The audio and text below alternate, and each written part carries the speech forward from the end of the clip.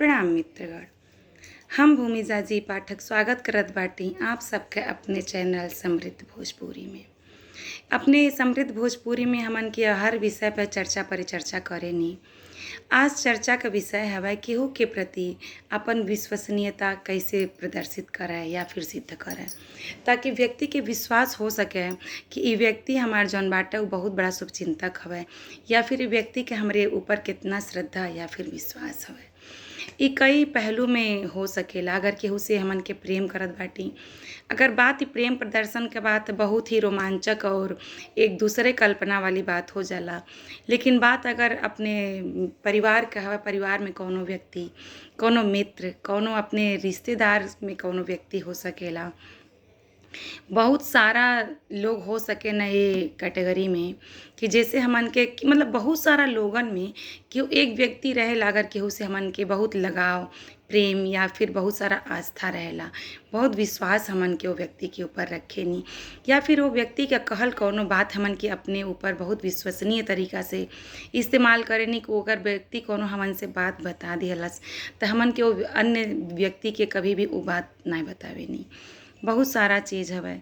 सबसे पहले तो अगर ऐसन केहू व्यक्ति है जैसे हमन के अपन विश्वास जो है विश्वसनीयता बढ़ावे के हवे, विश्वसनीयता के सिद्ध करे के भी अपन विश्वसनीयता प्रदर्शित करे के हवे, तो पहले तो वो व्यक्ति के छोटा छोटा चीज़ पे ध्यान देवे के चाहिए।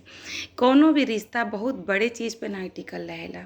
बहुत छोटा छोटा चीज़, बहुत छोटा छोटा चिंता, बहुत छोटा छोटा लक्ष्य, बहुत छोटी छोटी बारीकी से वो व्यक्ति के विचार के अध्ययन करे के चाहिए और ऊपर तुरंत तत्काल कार्यवाही करे के चाहिए।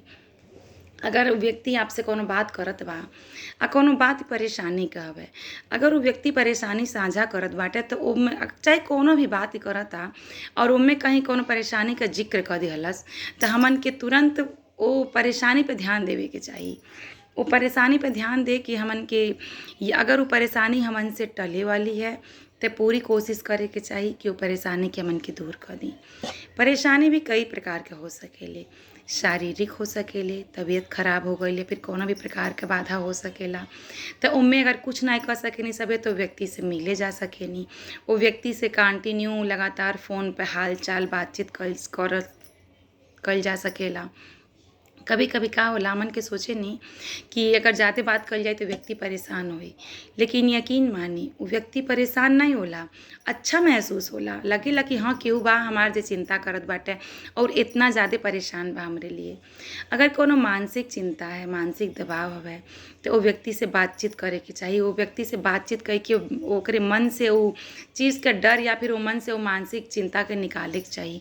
अगर नहीं निकाल पावे तो कोशिश करे के चाहिए कि ऊपर बात करके थोड़ा बहुत वो व्यक्ति के हल्का करें।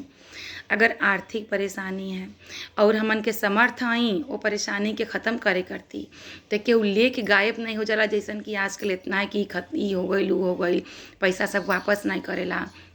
बहुत कम लोग हो ना जे केहू के पैसा लेके वापस नहीं करे ना। काहे कि हम जौने समाज जौने जगह से जौने वर्ग से आइल नहीं वहाँ तो लिखा पढ़ी कुछ होबे नहीं करला, सब जुबान से पैसा देला और फिर अपन वही तरह सब पैसा वापस कर देला। तो हम अपने वर्ग के बारे में अगर बात करत आटी जे पैसा वापस करे वाला रहे तो के अपन पैसा से मदद जरूर करे के चाहिए अगर वो व्यक्ति बहुत ज़्यादा गंभीर रहता है। ये छोटा छोटा चीज़ से वो व्यक्ति के आपके प्रति विश्वास और प्रेम दृढ़ हो जाला। बहुत बड़ा कैले से पहले छोटा छोटा चीज़ के ध्यान देवे के चाहिए, यही से विश्वसनीयता बढ़ेला। अगर वो व्यक्ति कोनो बाती के आपसे चर्चा कर दिहलस, कोनो बात बता दिहलस तो वो बाती के तीसरा जगह पहुँचावले से हमेशा बचे के चाहिए। काहे कि अगर तीसरी जगह हमन के वो बात करत आनी चाहे कि हमन के कितनो खास काहे नहीं बा तो वो बात जरूर इधर उधर हो जाला और जब वो व्यक्ति के पता चलेला तो बहुत तकलीफ होला। तो ऐसे अगर केहू से प्रेम संबंध या फिर केहू से विश्वसनीयता का संबंध है तो ये सब चीज़ें पे ज़्यादा ध्यान देवे के चाहिए। और दूसरी सबसे ज़रूरी बात, प्रत्यक्ष रूप में जितना व्यक्ति के साथ सब खड़ा रहेला परोक्ष रूप से उतना ही खड़ा रहे के चाहिए, चाहे शारीरिक मानसिक आर्थिक, तब वो रिश्ता निरंतरता रहेला और जीवन पर्यंत वो रिश्ता चलेला।